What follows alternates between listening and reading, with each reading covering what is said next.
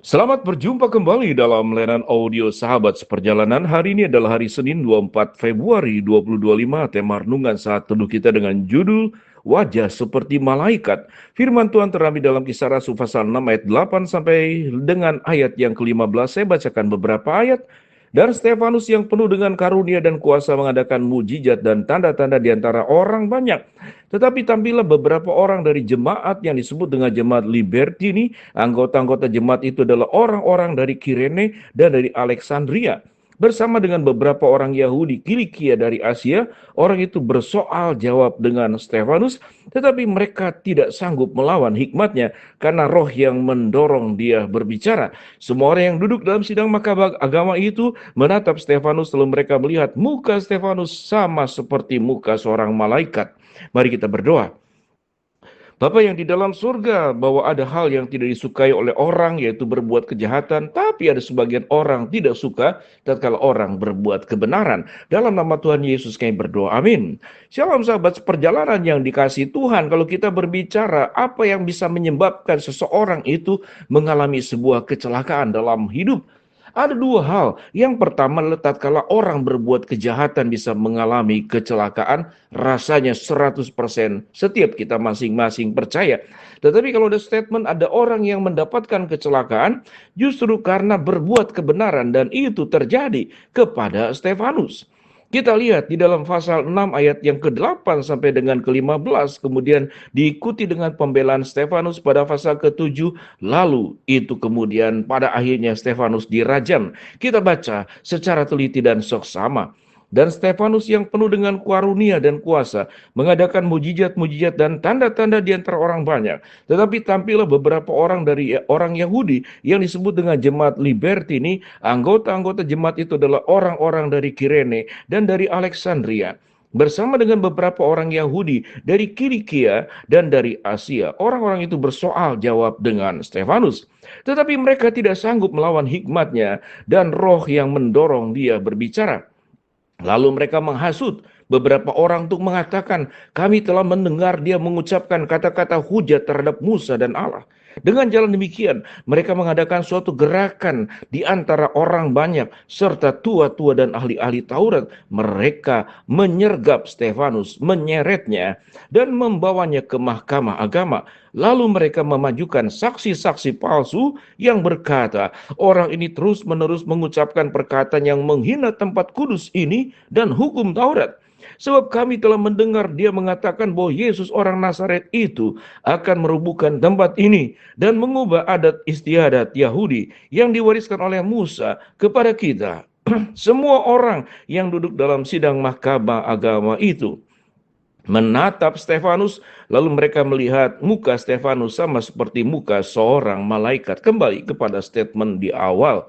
Orang bisa mengalami musibah dan celaka karena berbuat kejahatan. Tetapi ada orang yang mengalami musibah dan celaka justru karena berbuat kebenaran. Yaitu taat kepada Allah sepenuh-penuhnya. Tetapi taat kepada Allah tidak semudah yang kita pikirkan. Suatu kita taat kepada Allah, menjalankan apa yang Tuhan perintahkan. Apakah dunia sepakat? Apakah dunia setuju? Tidak demikian. Dunia ini adalah kumpulan orang-orang berdosa. Kita tahu dengan jelas mereka adalah orang-orang yang terdidik, yang berkumpul, bersoal jawab. Tetapi kalah dengan jawaban daripada Stefanus karena hikmat yang Stefanus miliki itu adalah dari Roh Kudus, dari Roh Allah yang memimpin. Ketidaksukaan kepada Stefanus ini karena aspek di dalam aspek yang lain adalah persaingan. Mereka menganggap kehadiran Stefanus mengajarkan ajaran yang berbeda. Kehadiran Stefanus itu merendahkan martabat mereka sebagai orang-orang Yahudi. Mereka juga menjadikan katakanlah pengikut-pengikutnya, follower-followernya, lovernya boleh dikatakan yang sekian lama mengikuti mereka. Ini bisa beralih.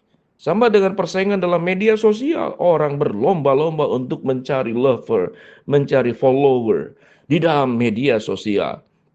Kalau ada orang yang lebih terkenal, yang lebih baik, yang lebih maju, yang lebih kemudian menarik, maka kemudian itu kemudian cari cara bagaimana supaya menggulingkan, menggugurkan, dan meniadakan. Itu yang dilakukan oleh orang-orang pada waktu itu. Menghasut, menyeretnya, dibawa ke mahkamah agama, lalu kemudian dimajukan saksi-saksi palsu, lalu menyentuh satu perkara yang sangat sensitif, bahwa Stefanus menghina tempat kudus ini dan hukum Taurat, dan ingin mengubah adat istiadat yang diwariskan oleh Musa kepada kita. Semua orang yang duduk dalam sidang agama itu menatap Stefanus. Kita melihat upaya yang dilakukan secara kolektif untuk menyerang dan pada akhirnya memang membunuh Stefanus. Tetapi kemudian dijawab dengan satu pembelaan Allah, yaitu ayat yang ke-15. Semua orang yang duduk dalam sidang mahkamah agama itu menatap Stefanus, lalu mereka melihat muka Stefanus sama seperti muka seorang malaikat. Ini pembelaan Allah. Tetapi pertanyaannya, apakah pembelaan Allah membuat Stefanus terbebas dari kematian? Ternyata tidak. Sebagaimana Allah mengizinkan Kristus mati di atas kayu salib untuk sebuah kebenaran, Stefanus mengalami kematian yang sama, tetapi dengan cara berbeda, yaitu dirajam dengan batu yang kita akan baca pada ayat-ayat yang berikut. Pada titik ini, sahabat seperjalanan, apa yang kita pelajari dalam hidup ini? Tatkala kita menjalankan kebenaran, kita melakukan segala sesuatu seperti yang Tuhan inginkan, apakah kita akan mendapatkan keadilan? Apakah kita akan mendapatkan respon yang terbaik? Apakah kita akan dipuji? Apakah kita akan diterima? Apakah kita akan diberikan 2 jempol sebagai bentuk menghargai? Kita adalah orang-orang luar biasa yang menjalankan kebenaran. Posisinya tidaklah demikian. Orang yang berbuat kebenaran pun bisa mengalami celaka dan musibah. Tapi celaka dan musibah itu ada dalam izin Tuhan. Tuhan Yesus berkali-kali berkata pada saat-saat menjelang akhir zaman, kalau anak manusia itu mengalami aniaya dan penderitaan, engkau pun akan mengalami cara yang sama, dianiayai, bahkan engkau bisa mati karena engkau hidup dalam kebenaran. Oleh sebab itu, sahabat seperjalanan, kebenaran tidak berbicara tentang amannya kehidupan. Kebenaran tidak berbicara tentang kalau kita mengikut Tuhan dengan baik dan benar, lalu jalan kita lancar, baik, sukses, semua orang akan bisa melakukan, dan berarti terlalu rendah kehidupan kita. Tidak ada salib yang dipikul, tidak ada pengorbanan yang terjadi, tidak ada kesetiaan yang teruji, dan tidak ada sebuah konsistensi yang kita tunjukkan di dalam segala keadaan kita mengikut Tuhan. Pada titik ini, sahabat seperjalanan, bagaimana kita menjadi anak Tuhan?